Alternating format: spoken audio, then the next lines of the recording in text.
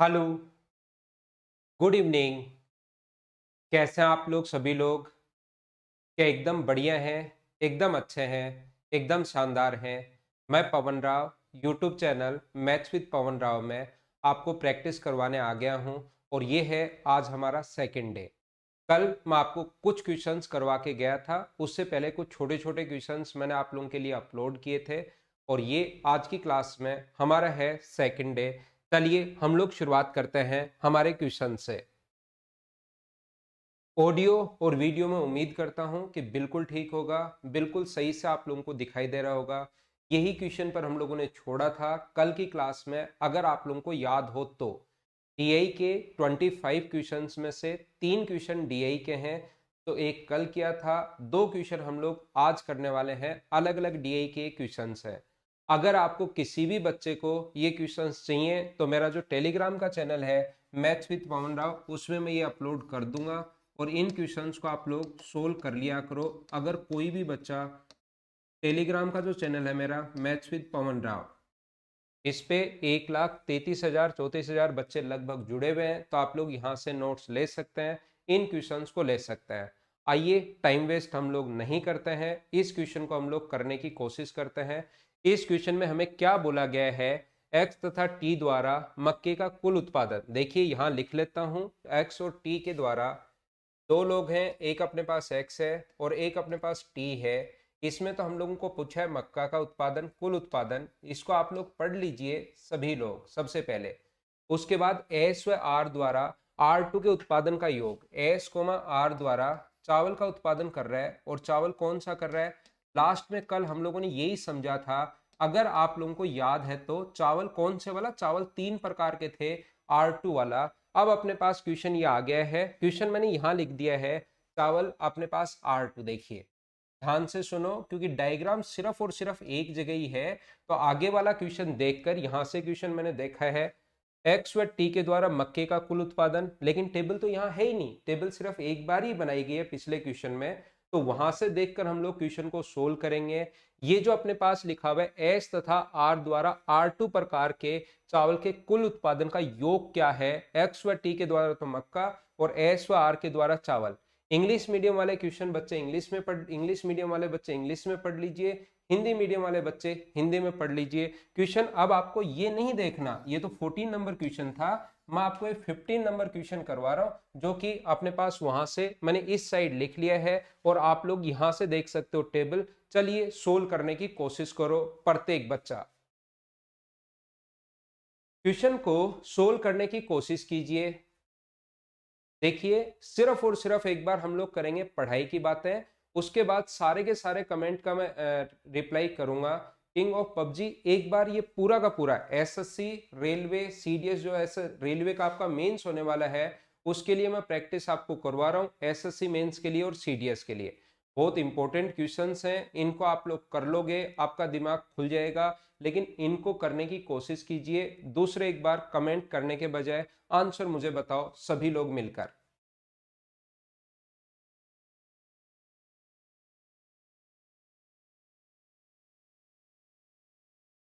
नहीं भाई राहुल, कोई सॉल्यूशन नहीं है। हर लेवल का क्वेश्चन आयुष, अगर आप लोग इसमें देखोगे तो प्रत्येक लेवल का क्वेश्चन आप लोगों को मिलेगा। इन क्वेश्चंस में होता क्या है, इनमें लगेगा कि यार मैं इसको सोल्व कर लूंगा, लेकिन एग्जाम में इन चीजों को आपको सोल्व करना पड़ता है, वहां पर बैठकर फाइनल आंसर वहां पर टिक करना पड़ता है आप लोगों को। तो ये लिखा हुआ है एक्स व टी के द्वारा मक्का का उत्पादन, तो टोटल उत्पादन ये 6,25,000 है।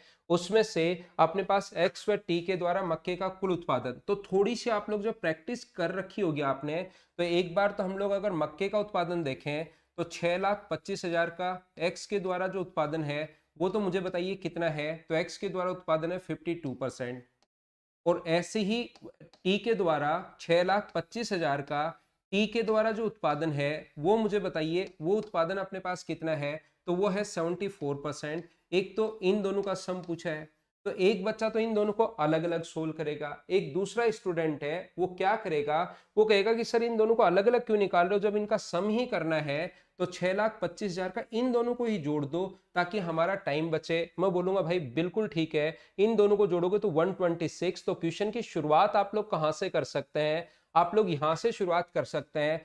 6,25,000 का, 6,25,000 का अपने पास इन दोनों का अगर पूछा है तो आप लोग पहले इन दोनों को ही ऐड कर लीजिए, जो कि अपने पास कितना परसेंट होगा, 126% होगा। पहली बात बोलिए, क्या सब लोग समझ पाए हो क्या कि मैं आपको क्या समझाने की कोशिश कर रहा हूं? एक्स व टी के द्वारा मक्के का उत्पादन, हाँ और ना मेरे साथ साथ बोलते रहो, चीजें आप लोग समझते जाओगे कि सबसे पहले हमने क्या लिख लिया। चीजें सोल्व करनी पड़ेंगी, आप लोगों को हर टाइप के क्वेश्चन में यहाँ पर करवा रहा हूँ।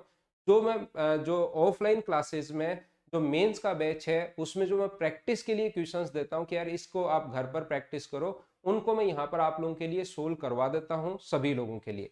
ये सीडीएस में भी आपके लिए हेल्पफुल रहेगा, एसएससी मेंस के लिए भी, प्री के लिए भी और रेलवे वाले बच्चों के लिए भी।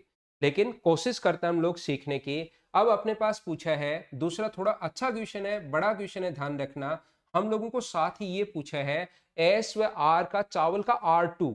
तो यहाँ पर एस जो है 6,25,000 का, ध्यान से सुनना, 6,25,000 का अपने पास यहाँ पर एस जो उत्पादन कर रहा है, यहाँ पर एस व आर द्वारा एस जो है ये मक्का अगर 52% है, कल इस क्वेश्चन को समझा चुका था। अगर डेली आप लोग रहोगे तो बहुत सारी चीजें सीखने को आपको मिलेंगी। कल ये क्वेश्चन मैं कल करवा चुका हूं, आज मैं 15 नंबर से आप लोगों के लिए शुरुआत कर रहा हूं। तो यहां पर 52% अगर मक्का है तो चावल कितना होगा, 48%। 48 में से मुझे ये बताइए, R1 अगर 55% है तो R2 और R3 टोटल कितना बचा, परसेंटेज में बात करें तो कितना बचा, 45%, 45%। और उसमें से ये टोटल R2 और R3 सम आ गया है, इसमें से R2 जो होगा वो होगा 4/9 अपने पास, ये होगा यहां पर। साथ ही हम लोग लिखेंगे, आप कहोगे सर ये आ गया, एक्स व टी का मक्का आ गया है, एस का R2 चावल आ गया है और आर का भी R2 चावल हमें निकालना है। तो तीसरा हमारे पास होगा, एग्जाम में बैठे रहोगे, मैं फिर कह रहा हूं चीजें सोल्व करनी पड़ेंगी वहां पर, और ऐसे ही क्वेश्चंस आप लोग करोगे तो थोड़ी प्रैक्टिस आप लोगों की बढ़ेगी। मतलब सिर्फ छोटे छोटे क्वेश्चंस करने के बजाय, और आप प्रीवियस ईयर्स 2017 मेंस का उठाकर देख लो, सीडीएस उठाकर देख लो, रेलवे का कोई पेपर उठाकर देख लो, कुछ क्वेश्चंस बड़े भी आते हैं। जैसे यूट्यूब ने हमारे दिमाग में फिट कर दिया है कि सारा क्वेश्चन देखते ही सोल्व होता है, ट्रिक लगती है, डिजिट सम लग जाता है। इस टाइप की चीजें होने के बजाय डिजिट सम में भी आप लोग कहीं ना कहीं नहीं तो फंस जाओगे। तो हम लोग क्या कर रहे हैं यहाँ पर, ध्यान से सुनना, मैं आपको ये बताने की कोशिश कर रहा हूं। आर का अगर देखा जाए तो मेज 62% अगर है तो चावल टोटल कितना होगा, तो आप बोलोगे सर चावल टोटल होगा 38%। उसमें से अपने पास यहां पर चावल कितना है, R1 अगर ये है तो मुझे बताइए R2, आर का ही बचा ना, ये अगर अपने पास 60% है तो मुझे बताइए क्या अपने पास 40% बचेगा क्या, R2 और R3 40% बचेगा, और उसका कितना भाग होगा, तो उसका भाग होगा 9 बाई अपने पास 19। क्योंकि R2 ये 40% में दो चीजें आएंगी, R2 R3, तो R2 R3 टोटल का सम 19 अगर है इनका सम, तो अब मैं 9 का भाग चाहिए। अब इन चीजों को हमें सोल्व करना पड़ेगा, जितना जल्दी अब आप लोग सोल्व कर सकते हैं। देखिए 4 जीरो से अपने पास 4 जीरो कट जाएंगे, ऐसे ही यहां पर आप लोग 4 जीरो, 3 जीरो से तो 3 जीरो कट जाएंगे, और 9 से कितनी बार कट जाएगा, 5 बार, 5 से कितनी बार कट गया, 2 बार, और 2 से कितनी बार कट गया, 2 बार। यहां पर 2 जीरो तो काट ही दिया। तीनों जगह से मुझे मिलकर बताइए आप लोग, मैं फिर कह रहा हूं भाई एग्जाम में बैठे रहोगे चीजें सोल्व करनी पड़ेंगी। यहां पर ऐसा लग सकता है कि सर यूट्यूब पर तो इतना टाइम नहीं लगता क्वेश्चन में, लेकिन अगर चीजें सोल्व करोगे, मैं वही क्वेश्चन नहीं लेकर आ रहा हूं जो ट्रिक से सोल्व हो जाए, पूरा जो रियल में एग्जाम में पेपर आता है वो चीज मैं सिखा रहा हूं। अब ये अपने पास कितना होगा, यहां से तीनों जगह से कॉमन आ रहा है, 625 कॉमन आ रहा है यहां पर, और छोटी छोटी चीजें ये अपने पास बचेगा कितना, 1260 बचेगा। कॉमन लेने के बाद प्लस में कितना बचेगा, 96 बचेगा, और प्लस में अपने पास 19 से काट दो इसको 2 बार, और अपने पास 36 गुना 2 72 बचेगा। तो आप लोग यहाँ पर 625 को इंटू करना है किससे, इसको अगर ऐड करोगे तो ये अपने पास 8 हो गया है, इसको ऐड करोगे तो 23 हो गया है, और ये अपने पास कितना है, 14। यहाँ पर मुझे बताइए ये 22 ही होगा क्या, 9 6 15 और 22 होगा। अब इस चीज को अगर इंटू करोगे तो 625 को 4 से इंटू कर दो और 4 से भाग दे दो, क्योंकि 4 से भाग देने पर ये तो बनता है 2500। एग्जाम में बैठकर थोड़ा सा हम लोग ये सोच सकते हैं, और 4 का अगर भाग दोगे तो ये अपने पास कितना बनेगा, 12 बनेगा, 4 गुना 3 12, बचेगा 2 5 और 7, तो डबल जीरो आएगा अपने पास लास्ट में। 25 गुना 7 175, 125 और 17 42, अपने पास 14 और 25 और अपने पास यहाँ पर 75 और 89.2500 ये अपने पास आंसर आ जाएगा। इसका स्क्रीनशॉट ले सकते हो क्योंकि क्वेश्चन वो अगला था, जगह भी उसमें काफी थी, वहां सोल्व हो जाता। यहाँ सारी की सारी चीजें हैं, टेबल भी बनी हुई है, 14 क्वेश्चन भी है, ये भी अपने पास दिया हुआ है। बोलिए एक बार ठीक है क्या? उम्मीद है मैं समझ आ पाया हूँ प्रत्येक बच्चे को। तो 89,2500 और फाइनल आंसर निकाला करो किसी भी क्वेश्चन का, नहीं तो जाकर बाद में ऐसा होगा वहां पर डीआई पढ़ने का आपका मन ही नहीं करेगा। इसलिए अब की बार जितने भी क्वेश्चंस होंगे साथ साथ ही मैं सोल्व करवा दूंगा। किसी क्वेश्चन में लगता है कि यार ये ट्रिक से सोल्व होगा, जल्दी बच्चा सोल्व कर सकता है, तो उस चीज को भी मैं आपको समझा दूंगा। नेक्स्ट क्वेश्चन, इस चीज को मैं मिटाता हूं। आज की क्लास हमने शुरुआत की है क्वेश्चन नंबर 15 से, इसको मैं मिटाता हूं, आगे बढ़ता हूं। ये वाला जो क्वेश्चन है इसको आप लोग बिना पेन चलाए सोल्व कर सकते हो। कभी कभार मैं बोल रहा हूं 25 में बहुत अच्छे लेवल के क्वेश्चन भी होंगे जिनको आप लोग नहीं कर पाओगे, कैलकुलेटिव क्वेश्चन भी होंगे जो आपका दिमाग खराब करेंगे, आसान क्वेश्चन भी होंगे जो आपका बिना पेन चलाए आप लोग सोल्व करोगे। हर मिक्स मतलब पूरा का पूरा पेपर मैं आप लोगों के लिए डिजाइन कर रहा हूं। बिल्कुल क्या अपने पास यहाँ पर ऐसा अगर है त्रिभुज की लंबाइयां, बहुत सारे बच्चे देखना देखते ही आंसर, देखो नीतीश अभी भी आंसर गलत दे रहा है, एक दो बच्चे संतोष ने, राउंड ने, दो लोगों ने आंसर बिल्कुल ठीक दिया है। ये ऐसे ही क्वेश्चंस होता है। मैं आपको फिर बता देता हूँ, जब भी एग्जाम में आप लोग बैठे रहेंगे आप लोगों के लिए क्वेश्चन जो होगा ना, आसान क्वेश्चन गलत हो जाता है इसी वजह से।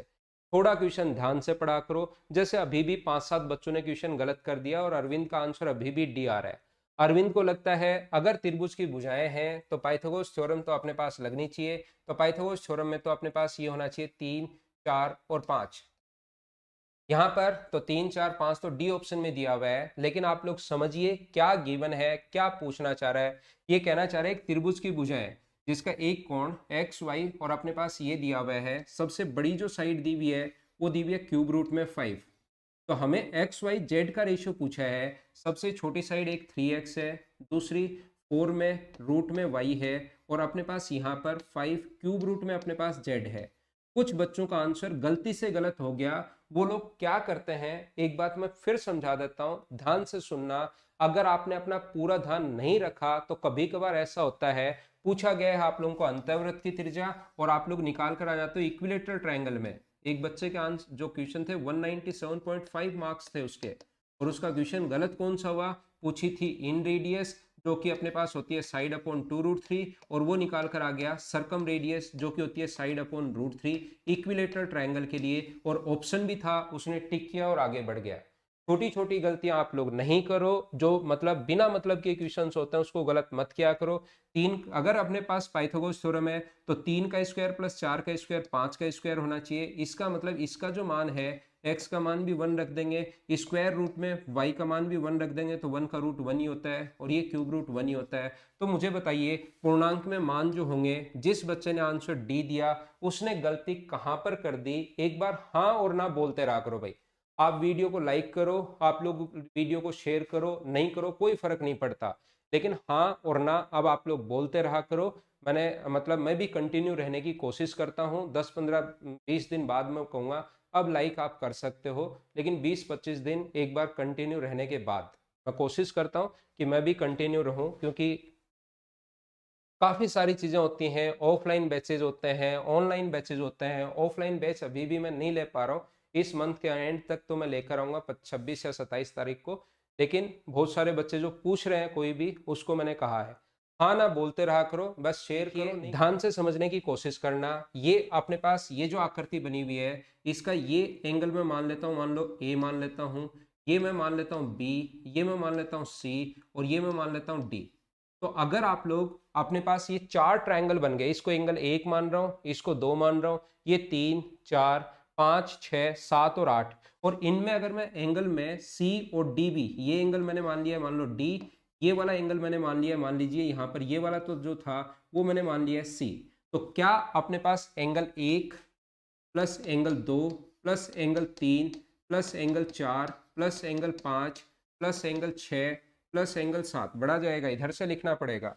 Angle 1 plus angle 2 plus angle 3 plus angle 4 plus angle 5 plus angle 6 plus angle 7 plus angle 8 plus angle ए plus angle B plus angle C और प्लस एंगल डी, क्या 4 ट्रायंगल बन गए अपने पास, 1 2 3 और 4। एक और दो को जोड़ा और एक को जोड़ लिया, 3 और 4 और बी को, और 4 ट्रायंगल का सम होता है 180 इंटू अपने पास 4। एक त्रिभुज का सम जो होता है वो 360 डिग्री 180 डिग्री होता है। 4 ट्रायंगल अगर अपने पास बन गए हैं तो 180 को इंटू कर देंगे 4 से। आंसर सभी बच्चों का ठीक है। सबसे पहले आंसर देने की कोशिश किया करो। एक बार मैंने अगर पढ़ाना शुरू कर दिया, शुरुआत के 1-2 मिनट में बता सकता हूँ कि आप नोट्स यहाँ से ले लेना, ये वो, लेकिन पढ़ाना शुरू कर दिया तो फिर 1 घंटे 50 मिनट 55 मिनट आपकी क्लास, मतलब रियल में मैं आपको प्रैक्टिस ही करवाऊंगा। लगातार हम लोग पढ़ते ही रहते हैं। तो मुझे बताइए, क्या अपने पास वर्टिकली अपोजिट एंगल बराबर होते हैं? ये भी ए होगा, ये भी बी होगा, ये भी सी होगा और ये भी डी होगा, एक चतुर्भुज बना। तो एंगल ए plus b plus c plus d जो होगा वो बताओ क्या 360 डिग्री होगा क्या? और इसको सोल्व करोगे तो ये 720 डिग्री है। और इसका मान तो हम लोगों से पूछा है, एंगल 1 से लेकर एंगल 8 तक का मान तो पूछा है। सारे मैं लिखूंगा नहीं, आप लोग खुद लिख लेना। तो एंगल 1 से लेकर 8 तक की वैल्यू अगर हम लोगों से पूछी है तो 360 माइनस होगा, तो आंसर आ गया 360 डिग्री। हाँ ना बोलिए, क्या सारे लोग समझ पाए हो क्या? हाँ और ना बोलते रहो। अगला क्वेश्चन, अब आसान क्वेश्चन भी आएंगे। मैं फिर कह रहा हूं दोनों टाइप के क्वेश्चन है, कैलकुलेटिव भी बनाया पेपर को, टफ क्वेश्चन भी डाले कुछ क्वेश्चन, लेकिन ऐसे नहीं है कि सारे के सारे 25 के 25 ही टफ हो। 5-7 क्वेश्चन अच्छे, जैसा एसएससी रेलवे या सीडीएस पेपर बनाता है उसी टाइप का पेपर डिजाइन किया है। आंसर मुझे चाहिए सभी लोगों से, बोलो ठीक है क्या? मिस्टर टेक बताया ना भाई। शुभम कौन सा वीडियो कट हो गया भाई? मैं बोल के दिखाता हूँ उनको।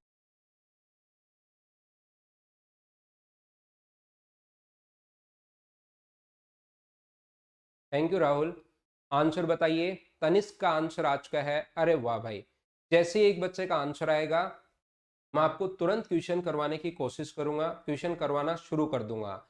मुझे बताइए, क्या सभी लोगों को ऐसा पता है क्या कि दो ट्रायंगल अगर सिमिलर है, या तो हमें पता लग जाएगा कि सिमिलर है या अपने पास पहले से गिवन होगा। यदि दो ट्रायंगल सिमिलर हैं तो उनके पेरीमीटर का रेशियो वही होता है जो उनकी साइड्स का रेशियो होता है, जो भी गिवन है। ध्यान रखना, पहले ट्रायंगल का पेरीमीटर और दूसरे ट्रायंगल का पेरीमीटर का जो रेशियो होगा वो अपने पास वही होगा। पेरीमीटर फर्स्ट का और पेरीमीटर सेकंड का जो परिमाप का अनुपात होता है वो हमेशा वही होता है जो अपने पास गिवन है। जो गिवन है मतलब साइड गिवन है तो साइड का रेशियो अपने पास जो भी गिवन है उसके रेशियो के बराबर होता है। ध्यान रखना, एल्टीट्यूड गिवन है तो एल्टीट्यूड के रेशियो के बराबर, अगर एंगल बाइसेक्टर गिवन है तो उसके रेशियो के बराबर, अगर जो भी गिवन है उसी के सिंपल रेशियो के बराबर होता है। ये बात ध्यान रखना। तो अपने पास परिमाप का अनुपात दिया हुआ है दोनों के, दो ट्रायंगल सिमिलर है, सीधा सीधा लिखा हुआ है। और आप लोग ये क्वेश्चन पता नहीं कितनी बार आ चुका है, लाखों बार ये क्वेश्चन आ, लाखों बार तो ज्यादा हो जाएगा, एसएससी में कम से कम 100 बार इस टाइप के क्वेश्चन आ चुके हैं प्रीवियस ईयर्स। अगर आप लोग देखोगे तो इनके परिमाप का अनुपात अगर 40:30 है तो फिर इनके साइड का अनुपात भी कितना होगा, 4:3। इनका अनुपात 4:3 और 4:3 ऐसा अपने पास होगा। पेरीमीटर का जो रेशियो अगर 4:3 है, जीरो से जीरो काट दिया है, तो साइड का रेशियो भी ये होगा। इसने कहा है बीसी प्लस सी ए, बीसी प्लस सी ए, बीसी प्लस अपने पास सी ए, तो ये अपने पास 8 होगा और ये अपने पास ई एफ ये 6 होगा। तो अनुपात कितना आ गया, 4:3। मैं उम्मीद करता हूँ ये बात प्रत्येक बच्चे को पता होगा, सारे लोग इस चीज को जानते होंगे। सभी का आंसर बिल्कुल ठीक है, बिल्कुल ठीक है, बिल्कुल ठीक है। मैं आपको क्या कहना चाह रहा हूँ, क्या समझाना चाह रहा हूँ, एक संख्या n जो 83p796161q के बराबर है, n 11 का गुणनखंड है, बिल्कुल ठीक है 11 का गुणनखंड है। इसका मतलब ये कंप्लीटली डिविजिबल होगा किससे, 11 से। अपने पास if one number n equals to 83, ठीक है, and n is the factor of 11, इसका मतलब ये कंप्लीटली डिविजिबल है। कौन सा नंबर, मैं वापस लिखता हूं, नहीं तो यहीं से शुरू कर सकता हूं, लेकिन एक बार लिख लेता हूं, P796161Q, 83P796161Q, ये 11 से कंप्लीटली डिविजिबल है। मुझे एक बात बताइए सारे लोग मिलकर, क्या 11 का डिविजिबिलिटी रूल आपको याद है क्या? मैंने नंबर सिस्टम इतना अच्छे से आपको यूट्यूब पर पढ़ाया है, एक बार उस सीरीज को देखना और उसके बाद आप लोग अगर देखोगे तो नंबर सिस्टम के सारे क्वेश्चन होने शुरू हो जाएंगे। 34 या 35 वीडियोज हैं शायद, उनको आप लोग एक बार सीरीज को देख सकते हो अगर आप लोग चाहो तो। अब अगर 11 का मल्टीपल है ये 11 का, अगर पूर्णतः विभाजित हो रहा है, फैक्टर अगर है, तो यहाँ पर अपने पास इवन प्लेसेस और ओड प्लेसेस 12, 19 और 22, यानी कि अपने पास 22, अपने पास मैं लिख सकता हूँ 22 प्लस क्यूब, और बचे हुए का अगर आप लोग ऐड करते हो 8 को, इन चीज़ों को अगर 8 ऐड करते हो, 8 को, p को 9 17, 17 और एक 18, 18 और एक 19, यानी 19 प्लस अपने पास p होगा। और इन दोनों का जो अंतर होना चाहिए 11 से तब डिवाइड होगा जब इनका अंतर या तो 0 आए या 11 आए या अपने पास 22 आए या 33 आए, ऐसे चलेगा तो ही अपने पास ध्यान रखना इनका अपने पास ये आएगा। आंसर सभी बच्चों का बिल्कुल ठीक है, जितने भी बच्चों ने आंसर दिया है बिल्कुल ठीक है, बिल्कुल ठीक है और बिल्कुल ठीक है, बिल्कुल ठीक है। अपने पास लिखा हुआ है ऐसे क्वेश्चन में हम लोग क्या करते हैं, मैं पूरा कॉन्सेप्ट भी समझाऊंगा ताकि अगला कोई क्वेश्चन दूसरा आ जाए, नया क्वेश्चन आ जाए, कैसा भी क्वेश्चन आ जाए उसको कर पाओ। पहले एग्जाम में कैसे करोगे, अगर यहाँ भी 13 से डिवाइड कर रहे हो ए बी सी में, तो अपने पास ये रिमाइंडर है। फिर से अगर सेम नंबर से आप लोग डिवाइड कर रहे हो, नंबर अगर चेंज नहीं हुआ है, एसएससी में आ चुका है ध्यान रखना, अगर नंबर डिवाइड नहीं हुआ है तो ए की जगह आप लोग 9 रख दो, बी की जगह आप लोग कितना रख दो 7 रख दो, और सी की जगह आप लोग कितना रख दो, आप लोग सी की जगह रख दो 10। ए बी सी में ये शेष बचा था तो ये रख दीजिए, तो ये अपने पास डिवाइड कर दो 13 से, तो ऊपर आ गया 9 प्लस 14 प्लस 50, 23 और 50 73 है। 73 में 13 का भाग देंगे तो 13 पंजे 65, बचेगा अपने पास 8, तो आंसर अपने पास आ जाएगा 8। आया कैसे, बोलिए सब लोग समझ पाए हो क्या? अरे नहीं तोसीम भाई, यहाँ पर देखिए पहला कॉन्सेप्ट अपने पास ये है, एग्जाम में अगर कभी भी क्वेश्चन आपको करना है, अगर पहले भी 13 से डिवाइड कर रहे हैं बाद में भी 13 से डिवाइड कर रहे हैं, तो ए बी सी में भाग देने पर अगर 9 7 10 शेष बचा है तो आगे ए का मान ही 9 मान लिया करो, बी का मान 7 पुट कर दिया करो, जो भी ऊपर बचे वो नीचे ए बी सी के मान वो पुट कर दो, अपना आंसर आ जाएगा। पहला तरीका। अगर आप लोग रियल में सीखना चाहते हो कि सर बेसिक कॉन्सेप्ट क्या है, एक तो चीज रटना, तो आपको ध्यान तो रखना ही रखना है क्योंकि ऐसा पर्टिकुलर क्वेश्चन है तो टाइम हमें बचाना है। किसी भी नंबर में अगर आप लोग कोई भी डिवीजन का भाग दो और रिमाइंडर अगर आर बचे तो इस चीज को हम लोग लिखते हैं, वो नंबर जो है वो है अपने पास डी एक्स प्लस आर। ऐसा हम लोग लिखते हैं कि वो number d x plus r है, यानी कि एन में अगर डी का भाग दें तो हम लोग खुद मान लेते हैं कि एक्स बार भाग गया और रिमाइंडर आर बचा, तो ये जो अपने पास होगा एन का मान वो होगा डी एक्स प्लस आर। बोलिए एकदम ठीक है क्या? अब यहाँ पर आप लोग जब a में 13 से भाग देते हो, a को जब 13 से डिवाइड करते हो तो रिमाइंडर बचता है अपने पास 9, b में जब 13 से डिवाइड करते हो तो रिमाइंडर बचता है कितना 7, और जब c में 13 से डिवाइड करते हो तो रिमाइंडर बचता है कितना 10। बोलिए ठीक है क्या? तो a का मान बताइए कितना होगा, यहां से अगर मैं लिखूं तो a का मान आप लोग लिखोगे सर अपने पास होगा 13x प्लस 9। बी का मान अगर मैं कहूँ कि कितना होगा तो आप कहोगे सर बी का मान होगा 13y प्लस 7, 13y प्लस 7। अगर मैं कहूँ कि डी का मान सी का मान कितना होगा तो आप कहोगे सर 13z प्लस अपने पास 10, ये अपने पास ए बी सी का मान होगा। और ये ए बी सी का मान अगर मैं यहाँ पुट करूँ, ए की जगह अगर मैं पुट करूँ 13x प्लस 9, यहाँ पर मैं पुट कर रहा हूँ डायरेक्ट, यहाँ पे नीचे लिख देता हूँ ए की जगह 13x प्लस 9, और बी की जगह अगर मैं पुट करूँ, बी की जगह ये मैं पुट करूँ तो ये 2 से इंटू हो जाएगा, तो 2 इंटू अपने पास यहाँ पर 13y प्लस अपने पास 7। और उसके बाद मुझे बताइए सी का मान अगर मैं पुट कर दूं, सी का मान कितना है, तो सी का मान आप लोग कहोगे सर ये है 13z प्लस अपने पास यहाँ पर 13z प्लस 10, डिवाइड करना है 13 से। तो आप लोग जब इसको सोल्व करोगे घर पर बैठकर तो आप देखोगे सर जब भी हमें रिमाइंडर निकालना है तो यहाँ से 0 बच रहा है 13 में भाग देते ही, यहाँ भी 0 बच रहा है और यहाँ भी 0 बच रहा है, तो जहाँ 0 बच रहा है उसको तो हम लोग देखते ही नहीं, उसको छोड़ देते हैं, बाकी को हम लोग सोल्व कर लेते हैं। यहाँ कितना बचेगा 9, यहाँ पर कितना बचेगा 14, और यहाँ पर कितना बचेगा 50। लेकिन ये तो हुआ अपना बेसिक तरीका जो मैं आपको हमेशा सिखाने की कोशिश करता हूँ, या आप लोग डायरेक्ट मैंने आपको बता दिया है। बोलिए एकदम ठीक है क्या? हाँ और ना बोलते रहो, क्या सभी लोगों को समझ में आ गया है क्या?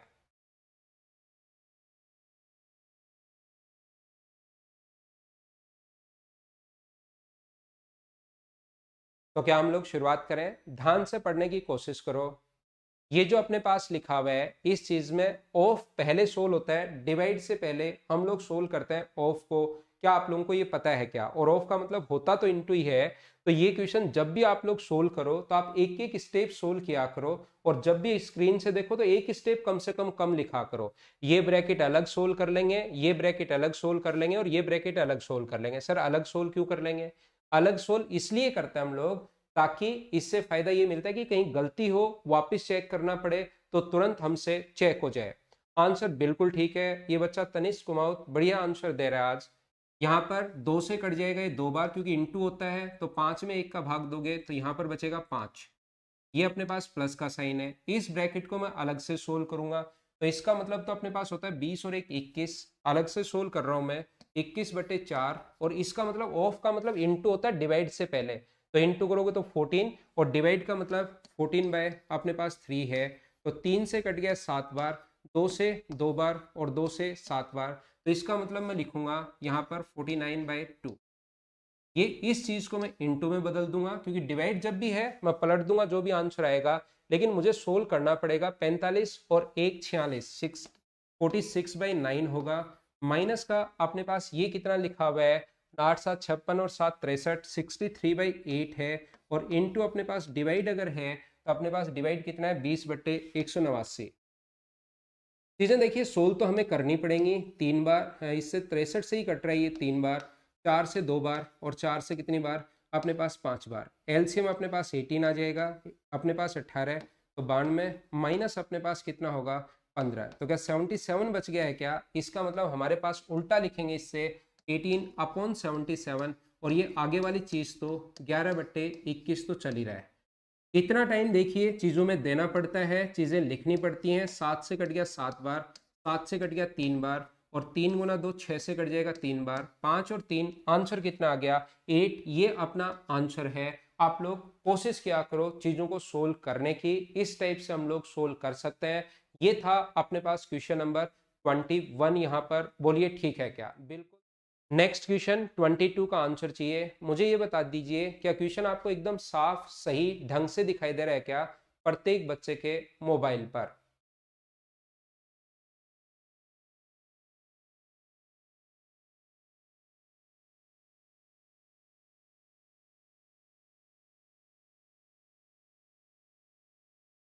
लोकेश कुमार शर्मा, अरे वाह लोकेश, बधाई हो भाई, कॉन्ग्रेचुलेशन।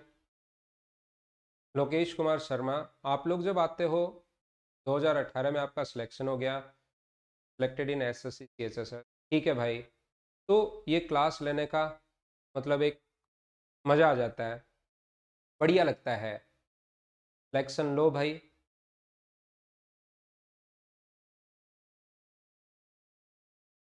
चलिए मैं आप लोगों को करवाता हूं। मुझे एक बात बताइए, क्या होलो सिलेंडर का आप लोगों को वॉल्यूम का फॉर्मूला याद है क्या? किसी भी चीज का खोखली कोई भी आकृति हो, टोटल सरफेस एरिया निकालने के लिए थोड़ा दिमाग आपको लगाना पड़ता है। नहीं तो अपने पास वॉल्यूम के लिए तो आपको पता होगा कि कोई भी होलो सिलेंडर अगर अपने पास है, खोखला सिलेंडर अगर अपने पास है, तो बाहर वाले के वॉल्यूम में से अंदर वाले का वॉल्यूम आप लोग माइनस कर देते हो। बताइए ये चीज आपको पता है क्या अच्छे से, ढंग से, बढ़िया तरीके से? हम लोग क्या करते हैं, बाहर वाली जो रेडियस है उसको अगर हम लोग आर माने, और अंदर वाली रेडियस स्मॉल आर अगर हम लोग माने, अंदर की रेडियस स्मॉल आर है और इसकी ऊंचाई अगर एच है, तो बाहर वाले का वॉल्यूम होगा पाई आर स्क्वायर इंटू एच, और अंदर वाले खाली भाग का वॉल्यूम होगा पाई आर स्क्वायर एच। ये माइनस कर देते हैं, और पाई और एच अगर कॉमन ले लेंगे तो r square minus r square बचेगा, उसको एक बार आर प्लस आर लिख सकते हो, एक बार आर माइनस आर लिख सकते हो। ये चीज आपको पहले से एग्जाम में बैठने से पहले प्रैक्टिस करते हुए याद होनी चाहिए। बताइए प्रत्येक बच्चे को ये याद है क्या? पहला जो कॉन्सेप्ट होता है हमारे पास क्वेश्चन को सोल्व करने का, वो ये कॉन्सेप्ट अपने पास नहीं, कॉन्सेप्ट क्या है, ये अपने पास फॉर्मूला है, इसमें कैसे टाइम आप बचा सकते हो वो मैं पूरा आप लोगों को सिखाता हूं। तो पाई का मान तो यहाँ पर सोल्व करवाया नहीं है, पाई इंटू एच, एच अपने पास कितना है 120 सेंटीमीटर होगा, 100 से इंटू कर दोगे। बाहर वाली रेडियस अपने पास आंतरिक त्रिज्या 24 है, ये 24 है, और ये मोटाई जो है वो 15 है क्वेश्चन में, तो बाहर वाला होगा 39, प्लस अपने पास यहाँ पर 24, 39 और 24 दोनों को अगर ऐड करोगे तो 63 हुआ, और 39 में से टोटल 39 में से 24 माइनस करोगे तो ये अपने पास 15 हुआ। ये तो आ जाएगा वॉल्यूम। इतने सेंटीमीटर क्यूब वॉल्यूम आ जाएगा। लेकिन ध्यान रखना, अपने पास यहाँ पर वजन पूछा है, तो वजन कितना होगा, इनटू कर देंगे। 1 सेंटीमीटर क्यूब का वजन 8 ग्राम है, लेकिन इसने पूछा कि केजी में बताओ इस रोड रोलर का, तो केजी में बदलने के लिए, ग्राम को केजी में बदलने के लिए 1000 से हम लोग भाग दे देंगे। यहाँ पर जीरो से एक जीरो कट जाएगा। ध्यान से समझना मैं क्वेश्चन कैसे सोल्व कर रहा हूँ। यहाँ पर 5 से कट जाएगा कितनी बार, 2 बार, और 5 से कट जाएगा 20 बार, 2 से कट रहा है 10 बार, और 2 से कट रहा है 4 बार। ऊपर 5 नहीं है, इसका मतलब एक डिजिट छोड़कर पॉइंट आएगा। ध्यान से समझिए, मैं पूरा सोल्व नहीं कर रहा हूँ।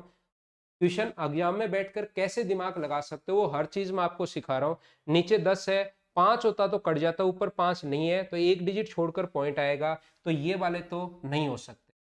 अब एक डिजिट छोड़कर अगर पॉइंट आएगा तो लास्ट डिजिट चेक कर लो, पूरा सोल्व करने के बजाय।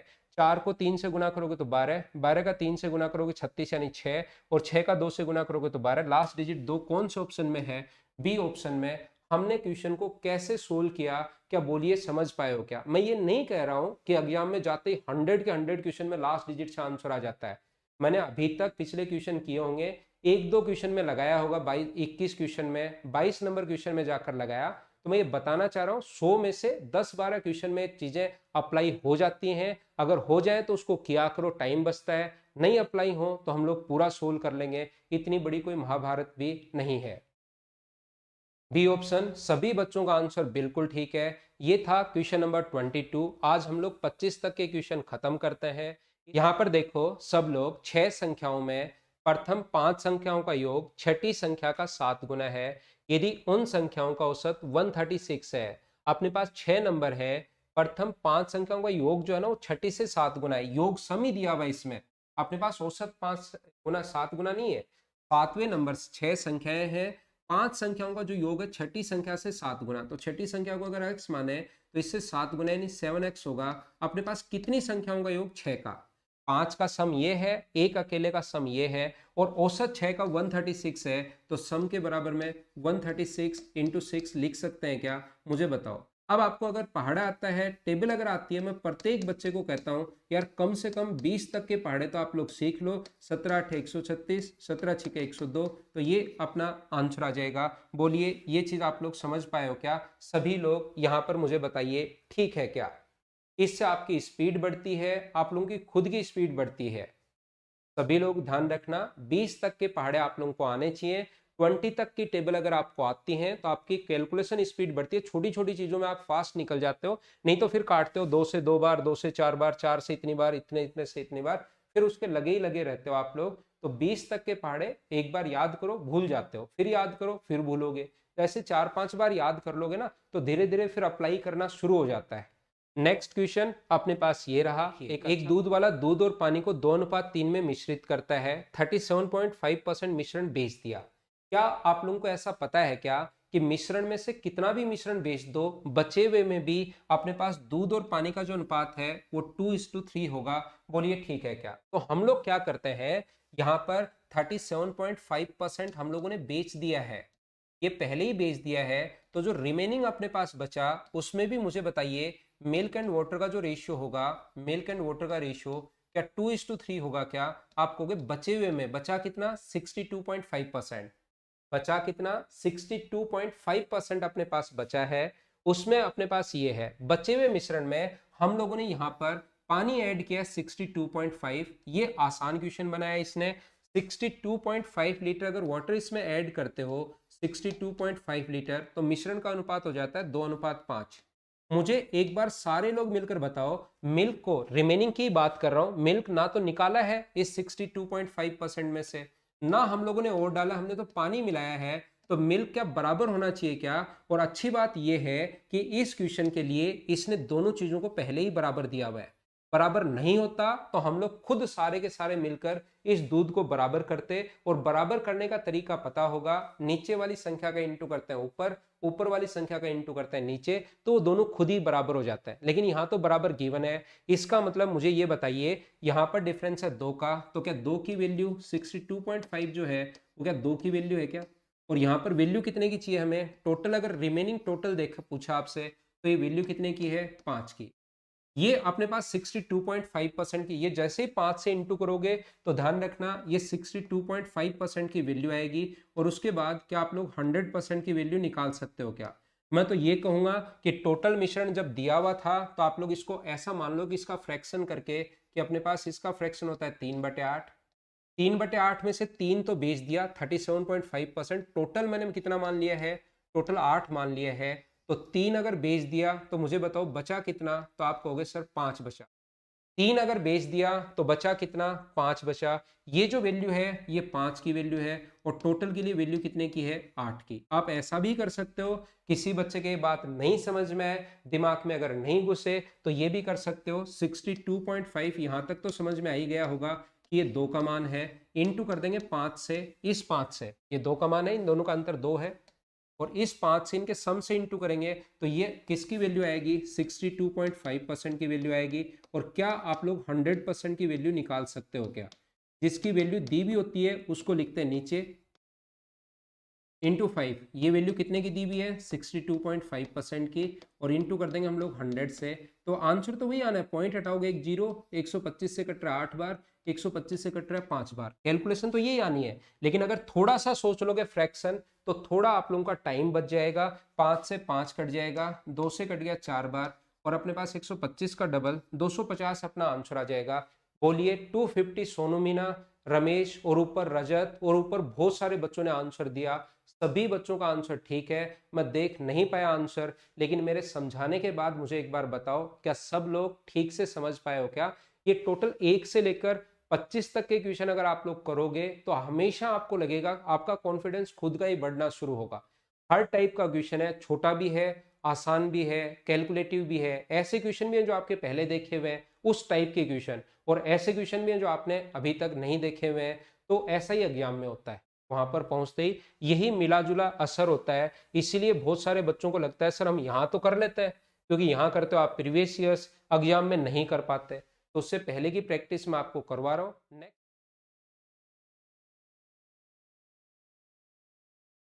क्या हम लोग आगे बढ़े?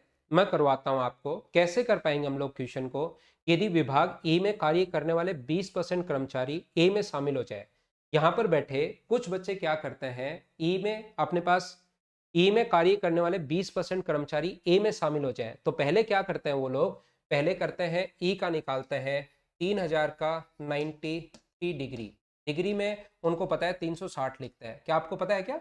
कभी भी एक्स डिग्री अगर हो तो ये तो लिखते हैं हम लोग 360 डिग्री, और परसेंटेज अगर कभी हो तो अपॉन में लिखते हैं 100। ये बात उनको पता रहती है।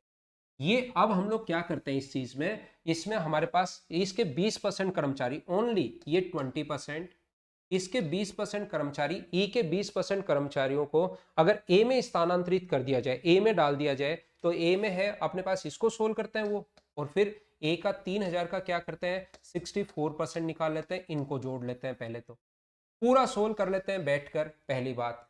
फिर ये क्या करते हैं, सी में कार्य करने वाले कर्मचारी निकाल लेते हैं, 3000 का 72%, और यहां पर 72 डिग्री, ये तो गलत तो नहीं लिख दिया मैंने, तो नहीं आएगा, 64 डिग्री है तो 360 आएगा। और यहां पर अपने पास फिर इसका 24% बढ़ गया, तो इंटू कर देते हैं 124/100 से। इसको सोल्व कर लेते हैं, और वो बड़ी सी कैलकुलेशन करते ही करते जाते हैं, करते ही करते जाते हैं, जो कभी खत्म ही नहीं होती, वो बढ़ती बढ़ती चली जाती है। फिर 2 मिनट खराब करने के बाद सोचते हैं छोड़ यार इसको, क्वेश्चन तो आसान था, मुझसे नहीं हो रहा।